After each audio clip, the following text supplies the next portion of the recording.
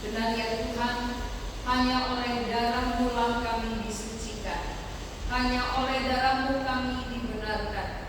Karena itu kami bersyukur Engkau rela mencurahkan darah-Mu bagi pengampunan dosa manusia. Kami rindu ya Tuhan supaya kami salah satu meyakini akan hal itu, meyakini pengampunan dosa, meyakini penyucian yang telah Tuhan kerjakan untuk kami. Kami rindu pada waktu pemberitaan firman, Roh-Mu yang kudus bekerja di dalam diri kami, bekerja dengan leluasa, meyakinkan kami supaya tidak ada keraguan akan kebenaran Tuhan. Kami berdoa supaya hati pikiran kami fokus mendengarkan suara Tuhan, dan hamba-Mu juga yang menyampaikannya, biarlah Tuhan memberikan hikmat untuk berkata-kata sesuai dengan kehendak Tuhan. Kami siap mendengarkan sabda-Mu. Dalam nama Tuhan Yesus kami berdoa. Amin. Jemaat dipersilakan duduk. Mari kita membaca dari Injil Markus pasal yang kedua, ayat pertama sampai 12. Injil Markus pasal yang kedua, ayat 1 sampai 12. Kita akan baca dalam buku responsoria. Saya baca ayat ganjil, kita semua baca ayat genap. Kemudian sesudah lewat beberapa hari, waktu Yesus datang lagi ke Kapernaum, tersiarlah kabar bahwa Ia ada di rumah. Maka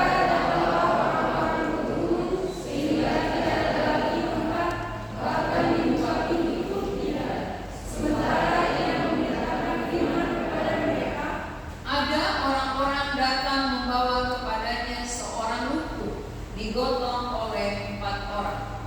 Tetapi mereka tidak dapat membawanya kepadanya karena orang banyak itu. Lalu mereka membuka atapnya di atasnya. Sesudah terbuka, mereka menemukan hilang keempat orang lumpuh itu berlari. Ketika Yesus melihat iman mereka, berkatalah Ia kepada orang lumpuh itu, "Hai anakku, dosamu sudah diampuni."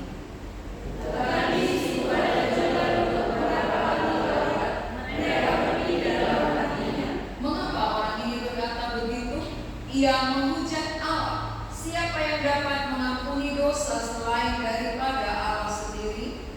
Tetapi Yesus segera mengetahui dalam hatinya bahwa mereka berpikir demikian. Lalu Ia berkata kepada mereka, "Mengapa kamu berpikir begitu dalam hatimu? Manakah lebih mudah mengatakan kepada orang lumpuh ini, dosamu sudah diampuni, atau mengatakan, bangunlah, angkat kakimu dan berjalan?"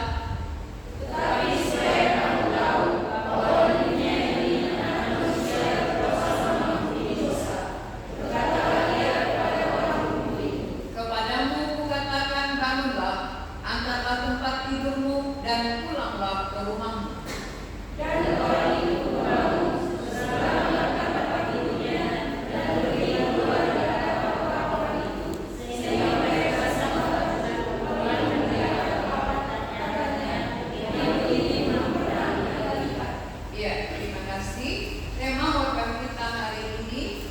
dosamu sudah diampuni. Ini perkataan dari Tuhan Yesus sendiri, bukan dari pendeta, bukan dari pengajar, tapi dari Tuhan yang berkuasa. Jadi yang berkuasa yang berbicara, dosamu sudah diampuni. Banyak orang berpikir bahwa tidak ada yang tahu. Maka kalau ditanya apakah dosamu sudah diampuni, jawabannya tidak ada yang tahu. Atau Tuhan yang tahu. Ya, hanya Tuhan yang tahu, bukan kita. Nantilah itu. Padahal ketika orang lumpuh ini datang, di situ ada perkataan yang langsung berbicara kepadanya, dosamu sudah diampuni. Berarti saat di bumi.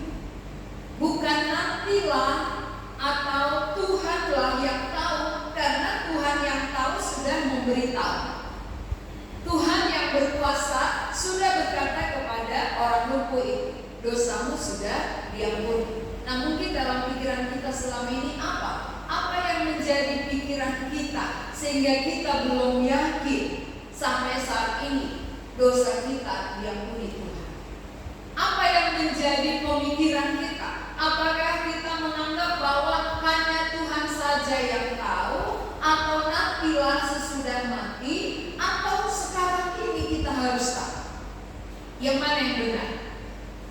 Sekarang ini atau nanti, atau Tuhan, atau tidak ada yang tahu? Yang mana yang benar? Ya, tentunya yang benar adalah sekarang ini, saat ini, ketika kita hidup. Kalau nanti gak ada lagi kesempatan. Selagi hiduplah ada waktu untuk diampuni. Sesudah mati tidak ada lagi waktu diampuni. Maka iblis selalu berbisik ke telinga kita, selalu dia bernegosiasi dengan kita. Dia katakan apa? Nantilah itu. Masih banyak waktu, masih banyak kesempatan. Gak usah sekarang, nanti aja. Pakailah dulu hidupmu, puaskan dulu, ya, puaskan dulu hidup di dalam dosa. Nanti baru bertobat sesudah mau mati. Ya, itu perkataan musuh. Tapi perkataan Tuhan beda.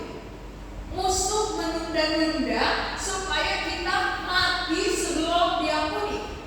Tuhan katakan dosamu sudah diampuni. Jadi sebenarnya yang perlu kita dengar adalah Tuhan, bukan musuh. Kalau musuh itu kenapa dia tunda? Supaya kita nggak bertobat. Kenapa dia tunda-tunda? Supaya kita mengaku dosa kita, menyelesaikannya, agar kita tetap bersama dengan Dia. Bersama dengan Dia, hidup di dalam dosa, hidup dalam pikiran-pikiran jahat, agar kita dikuasai oleh iblis dan kita menjadi teman sekerja. Ya, teman sekerja siapa? Iblis. Kalau kita terus berbuat dosa, berarti kita teman sekerja, melakukan dosa bersama-sama dengan Dia. Jadi semakin lama saudara hidup dalam dosa, semakin lama saudara menjadi teman sekerja musuh. Bayangkan, kita diciptakan oleh Allah, dikasihi oleh Allah, Allah berkorban untuk kita, tapi hidup kita pakai untuk melakukan apa yang dibenci oleh Allah. Kita mau dipakai oleh musuh. Bayangkan betapa sedihnya Tuhan melihat hidup kita. Anakku, aku yang menjadikan engkau, aku menciptakan engkau, aku membentuk engkau sewaktu engkau di dalam rahim ibumu, sampai engkau besar. Aku memperhatikan engkau, aku peduli kepadamu, bahkan aku rela korbankan nyawaku bagimu. Tapi sampai saat ini kamu terus bekerja sama dengan musuh, bekerja sama dengan iblis, melakukan dosa, melakukan kejahatan. Seolah-olah itu indah, seolah-olah dosa itu enak.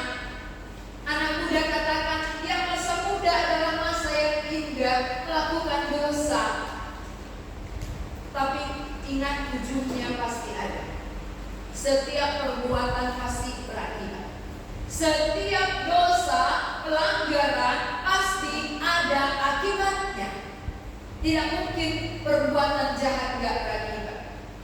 Walaupun teman saudara kita tidak tahu, tetapi ketika kita melakukan itu pasti ada akibatnya untuk kita, lambat atau cepat. Cepat lambatnya itu tergantung Tuhan, tapi pasti ada akibat. Jadi jangan kira bahwa dosa itu hal yang manis, hal yang menyenangkan, ya, enak di dalam dosa. Itu sudah dibohongi. Siapa yang menganggap bahwa dosa itu enak dan manis, berarti sudah kena jerat.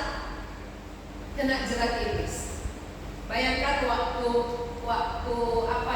pemancing ikan, dia memancing biasanya itu pakai umpan.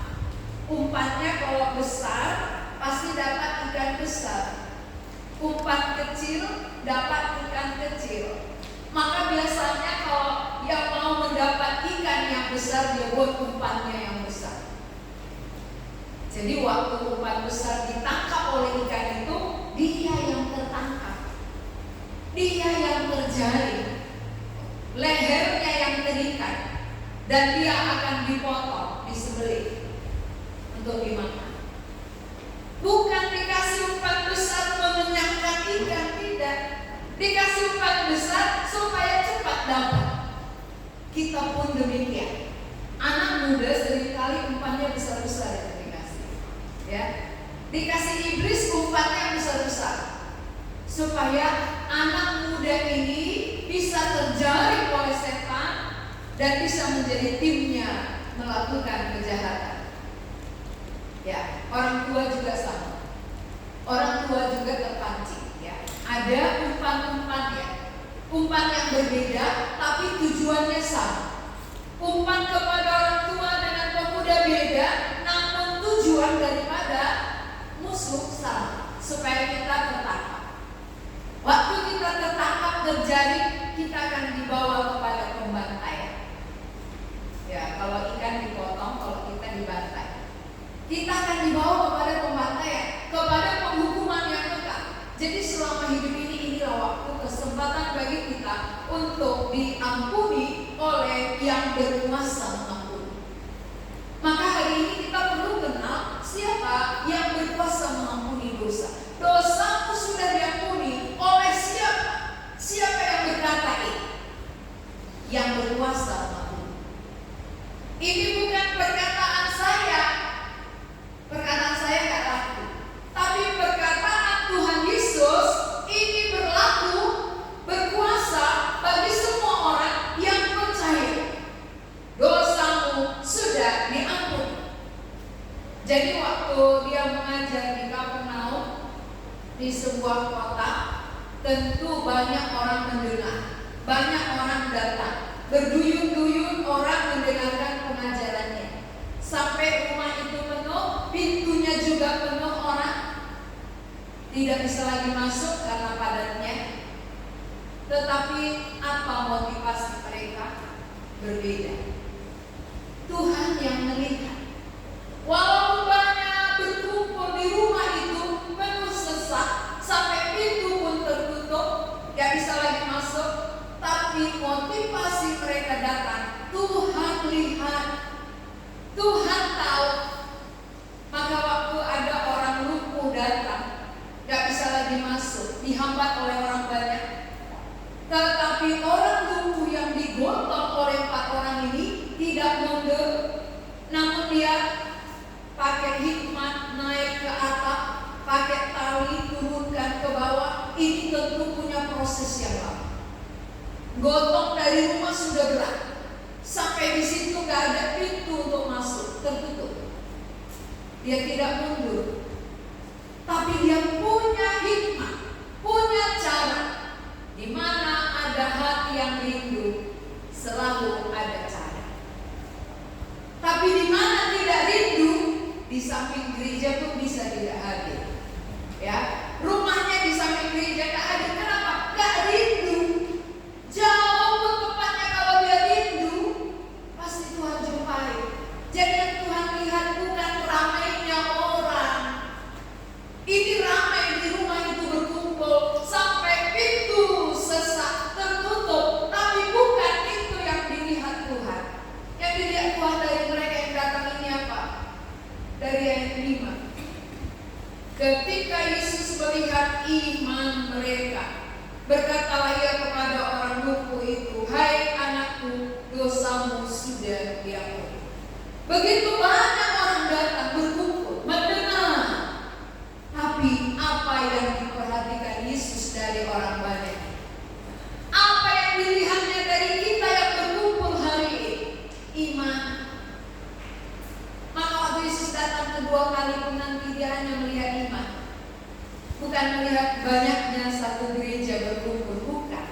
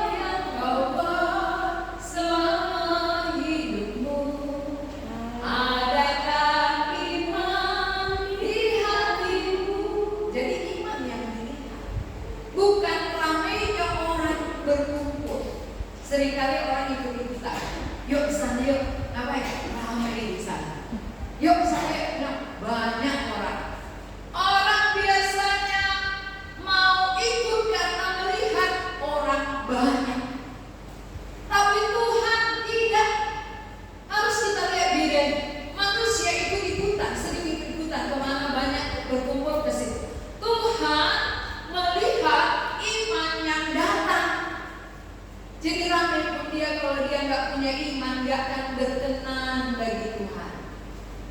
Adakah iman di hati ini? Kalau tidak ada, tidak berkenan. Kalau tidak ada, tidak diampuni. Iman tidak susah untuk dosa diampuni. Dosa pun diampuni ketika seseorang beriman, bukan ketika seseorang rajin, ya, puji-pujian ke depan, vokal grup yang ini, bukan. Tetapi orang yang beriman, walaupun dia duduk, itu yang diperhatikan Tuhan, bukan yang sering tampil, bukan. Duduk mendengar, punya iman, itu yang diperhatikan oleh Tuhan Yesus. Dan kepada orang seperti itulah dia katakan, hai anakku, dosamu sudah diampuni. Jadi jangan nanti kita duduk tapi gak beriman pula, ya. Sudah gak tampil, duduk gak beriman lagi. Jadi kosong. Melakukan pelayanan ke depan tidak aktif, duduk tak beriman, pulang kosong. Datang kosong, pulang kosong, mati kosong. Mati kosong itu ya. Bukan mati diberkati, mati konyol jadinya. Jadi Tuhan bukan mengharapkan, menginginkan rame-rame, bukan.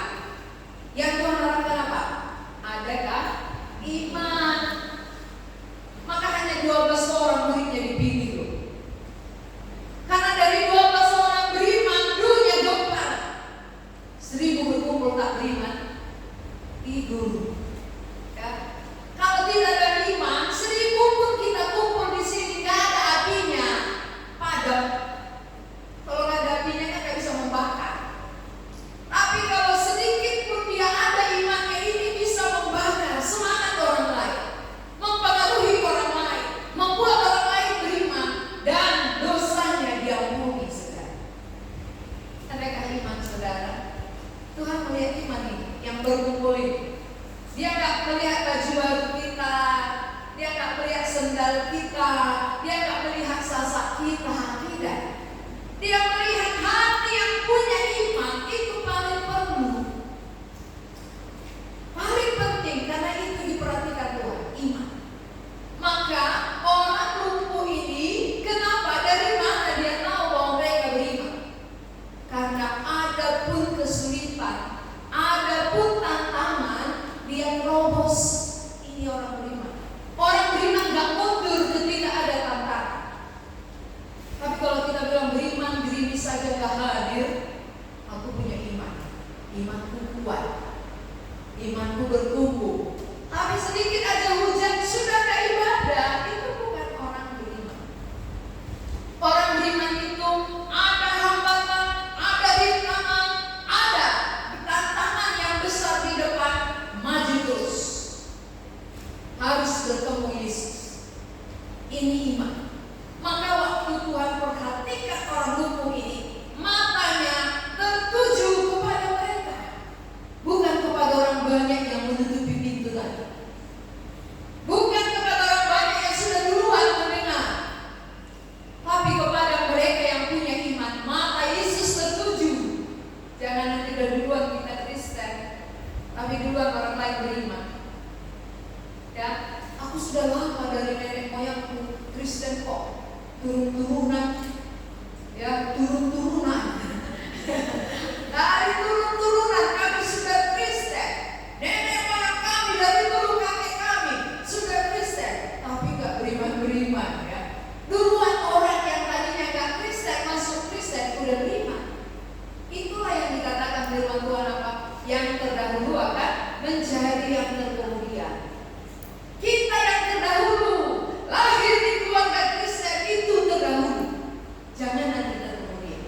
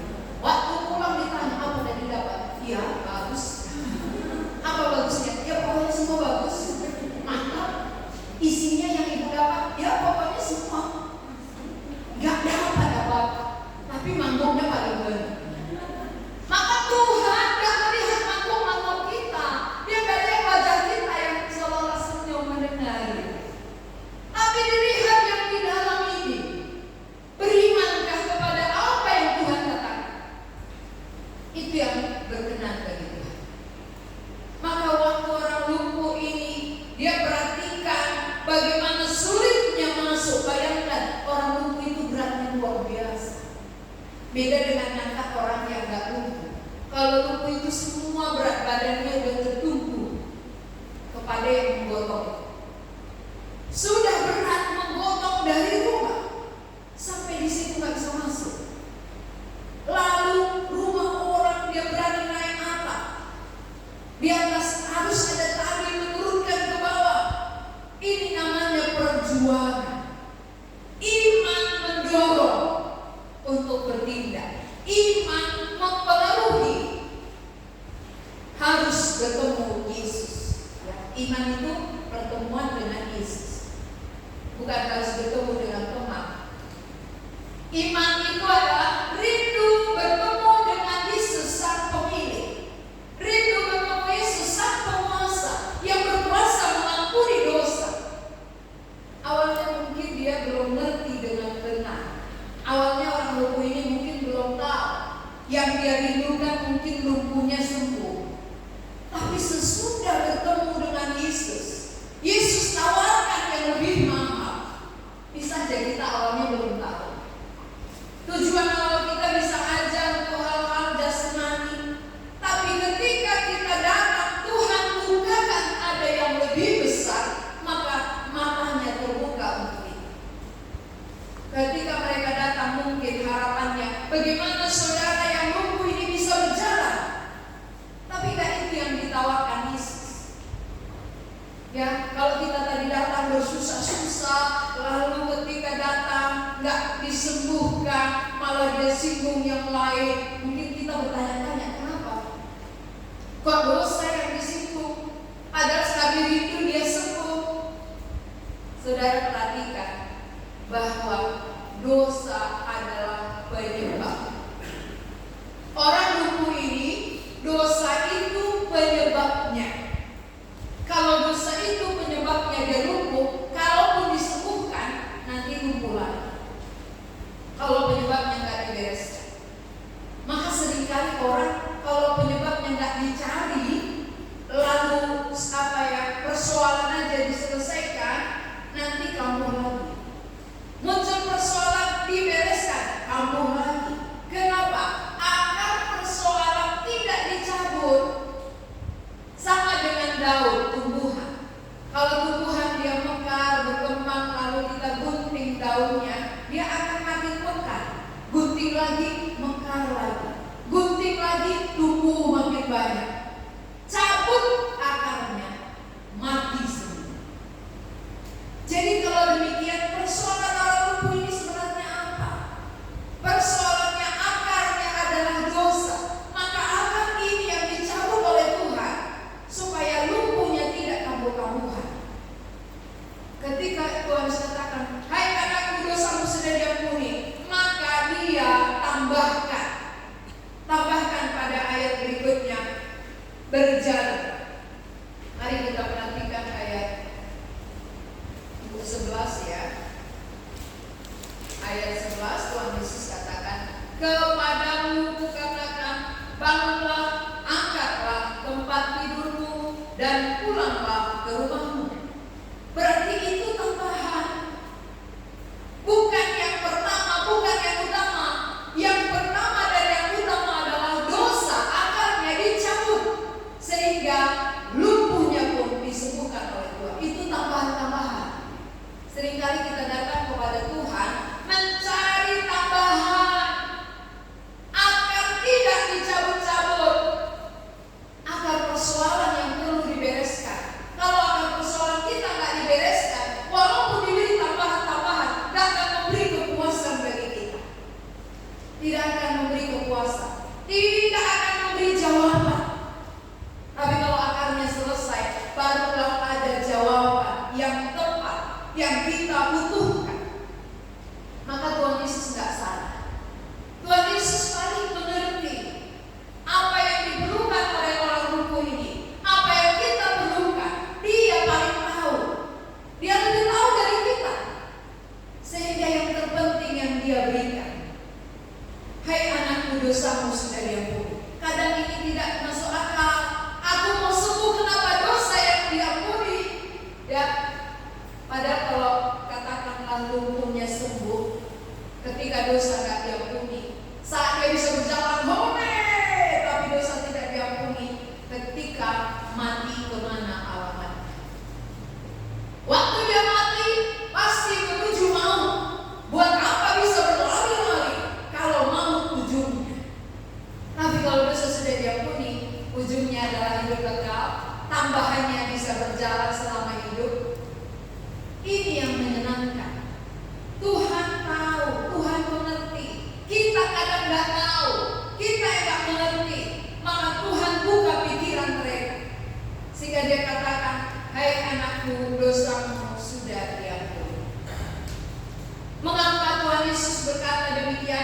karena Dialah penguasa. Dia yang berkuasa untuk itu. Kalau Dia berkuasa berarti Dia berhak mengatakan apa yang Dia katakan itu jadi. Tapi kalau saya katakan dosamu semua sudah diampuni, tidak diampuni, pulang-pulang nanti berbuat dosa lagi karena tidak berkuasa. Tapi Tuhan Yesus mengatakan, hai anakku, dosamu sudah diampuni, benar-benar diampuni, disucikan, dan pulang tidak berbuat dosa lagi. Karena yang berkuasa yang menjamin. Jadi selama ini kenapa kita belum yakin? Karena bukan yang berkuasa yang menjamin dosa kita, kita sendiri. Kita yang menjamin diri kita. Oh, dosaku sudah diampuni. Kenapa? Karena aku rajin beribadah, karena aku rajin berbuat baik. Nah, waktu dia berbuat jahat, oh dosaku muncul lagi, aku belum diampuni. Jadi dia kadang-kadang diampuni, kadang enggak. Padahal di hadapan Allah, satu kali diampuni sudah selesai. Tuhan tidak ingat lagi. Tuhan tidak mengingat kalau sudah diampuni. Dan Tuhan memberikan kuasa bagi kita untuk berhenti berbuat dosa. Karena Dia adalah yang berkuasa menyelesaikannya. Nah saudara, kita melihat bahwa kenapa Tuhan Yesus menyelesaikan dosa orang lumpuh itu, jawabannya ayat 10. Ayat 10 kita baca bersama-sama. 2, 3 ayat. Tetapi supaya kamu tahu bahwa di dunia ini anak manusia berkuasa mengampuni dosa. Sampai di sana saja. Supaya kamu tahu. Jadi kalau demikian diberitahu, bukan tidak tahu, bukan Tuhan yang tahu, tetapi supaya kamu. Jadi siapa yang tahu dosanya diampuni? Kamu yang sudah diampuni dosanya tahu bahwa dosamu sudah diampuni. Kapan? Waktu Yesus katakan. Lalu kapan Yesus berkata padamu bahwa dosamu sudah diampuni? Tentu ini menjadi jaminan. Kalau belum pernah Tuhan Yesus katakan kepada kita, menjamini kita, itu berarti berani-beranian menjamin diri sendiri. Kalau Tuhan Yesus yang menjamin, itulah kepastian. Jadi Tuhan Yesus berhak menjamin karena Dia berkuasa mengampuni dosa kita. Supaya kamu tahu bahwa di dunia ini, bukan nanti, bukan sesudah mati, tapi di dunia ini maksudnya selama kita masih hidup, inilah kesempatan diampuni. Selama kamu di bumi, selama kamu hidup, selama kamu belum dipanggil, itulah waktu diampuni. Berarti sesudah mati berakhir kesempatan, terlambat. Tidak ada lagi kesempatan untuk mau bertobat. Tidak ada kesempatan bisa diampuni oleh Tuhan. Hanya waktu hidup ini.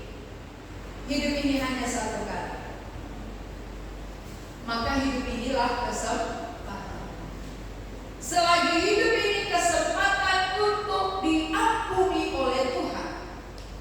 Jadi kalau selama hidup kesempatan diampuni, berapa lama supaya saudara hidup? Siapa yang tahu?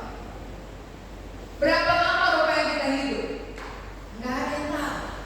Tapi seringkali saudara, kita nggak pernah memikirkan itu. Kita hanya menjalani hidup saja, tanpa berpikir kalau seandainya saya besok mati, sudah dosa saya diampuni? Kalau seminggu lagi saya mati, sudah siapkah saya menghadap Allah? Itu harus dipikirkan. Jangan kira bahwa hidup ini suka-suka kita, waktu ini adalah waktu kita.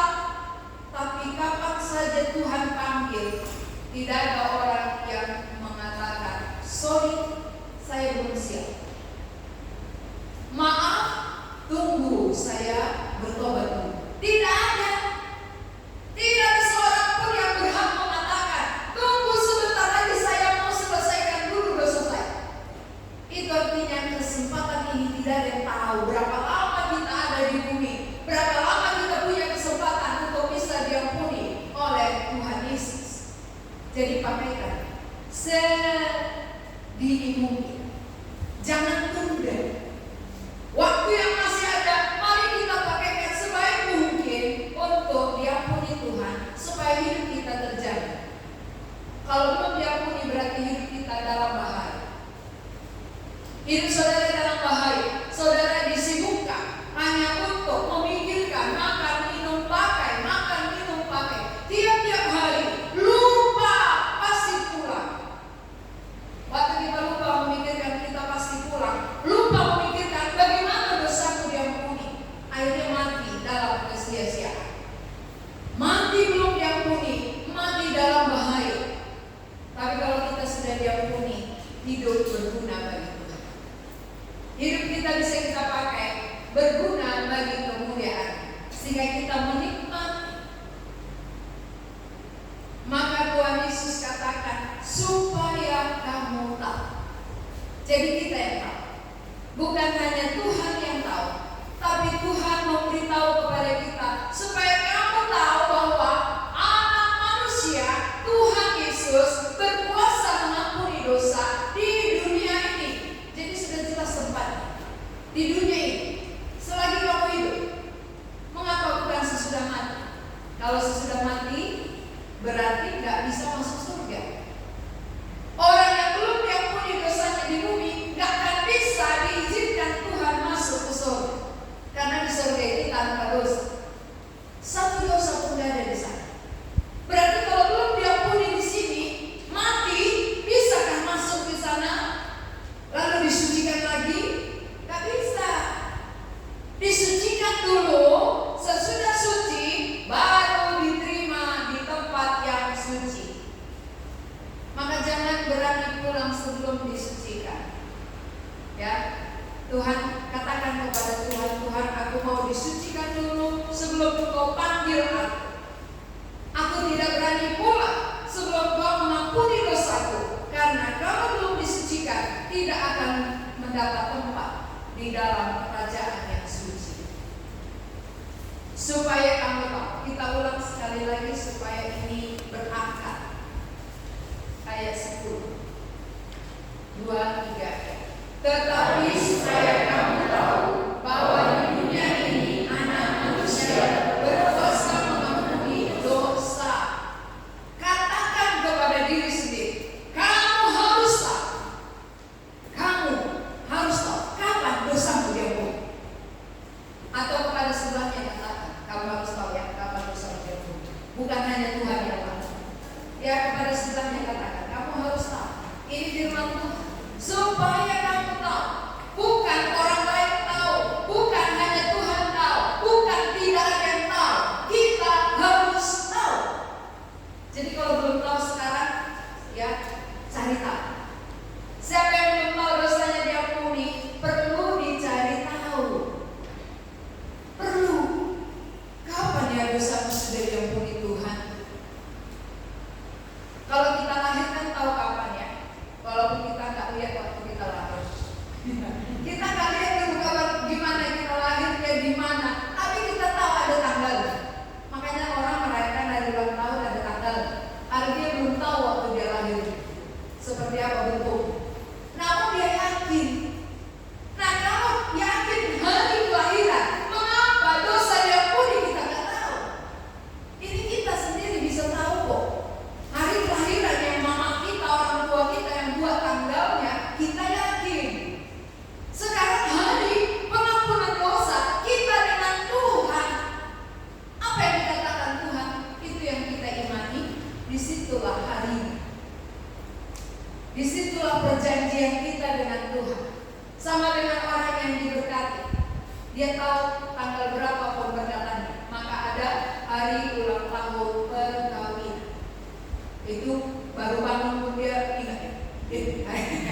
Gak lupa ya, baru bangun langsung ingat tanggal sekian, bulan sekian, tahun sekian, hari perkawinan kami. Kenapa itu bisa tahu? Kenapa hari pengampunan bagi kita tidak tahu? Kalau nggak tahu berarti masih anak gadis dan anak lajang. Itu belum ada hari perkawinannya, karena dia belum berumah tangga. Kalau kita juga belum tahu kapan dosaku diampuni, berarti belum diampuni.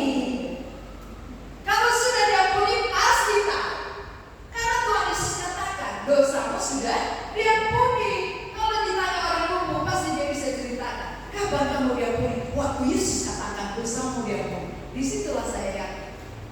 Tanggal berapa itu? Pasti dia sebutkan.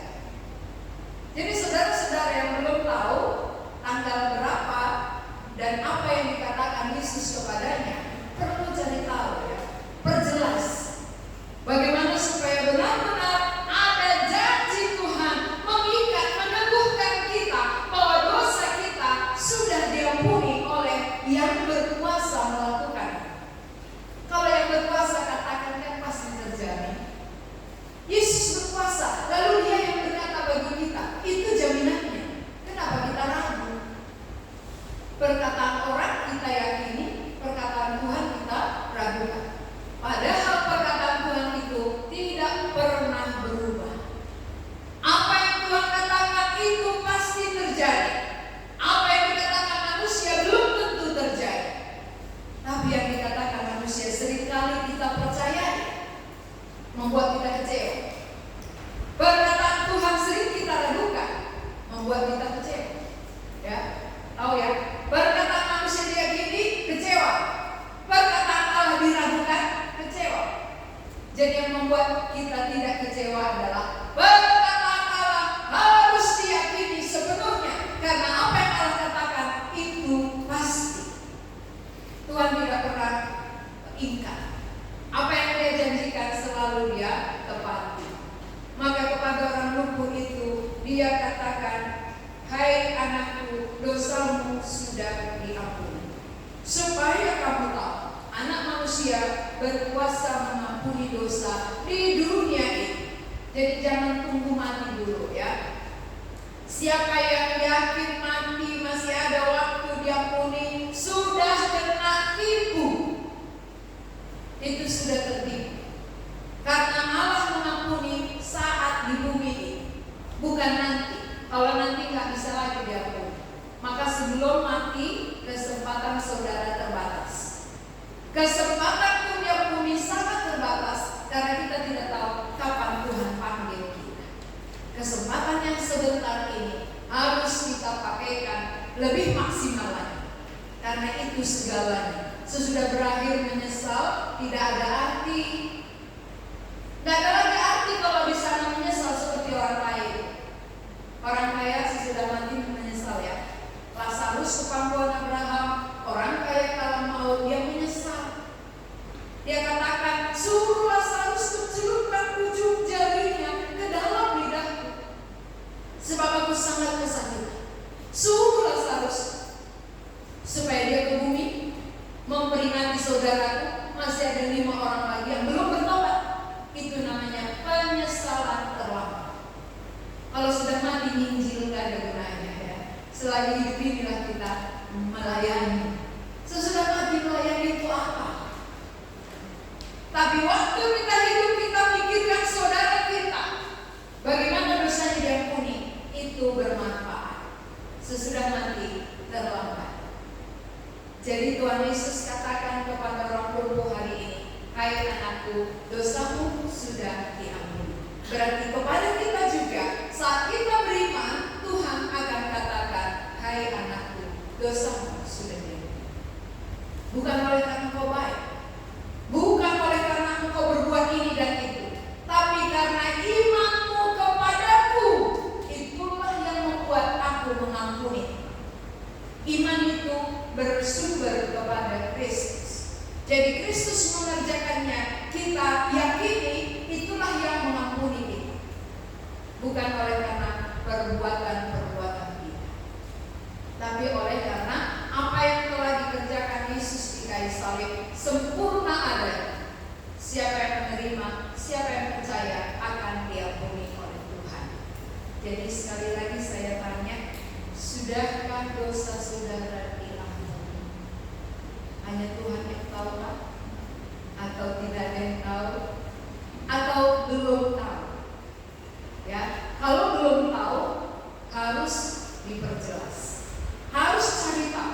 Bagaimana supaya kita benar-benar tahu dosaku sudah diampuni saat Tuhan katakan janjinya kepada.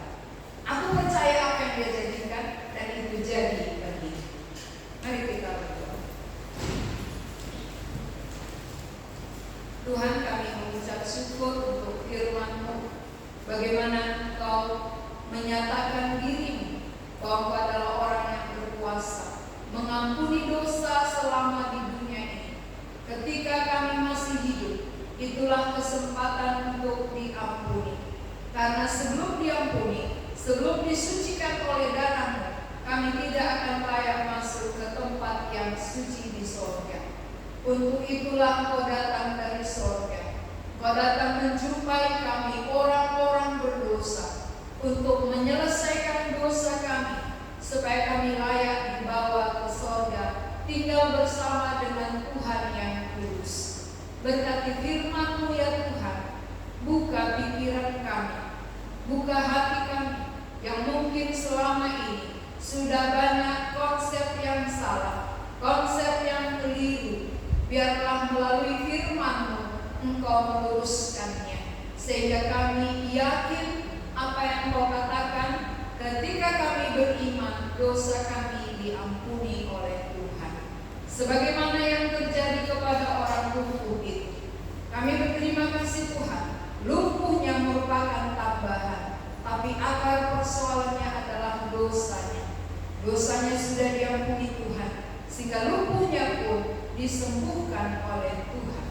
Kami rindu di dalam kehidupan kami juga. Banyak persoalan kehidupan kami terjadi, tetapi Engkau mau supaya persoalan yang paling utama itulah yang diselesaikan. Dosa kami diampuni terlebih dahulu, sehingga persoalan yang lain pun akan menyusul. Berkatilah kami yang sudah mendengarkannya, supaya firman-Mu ini jadi dalam diri kami. Dalam nama Tuhan Yesus kami berdoa. Amin.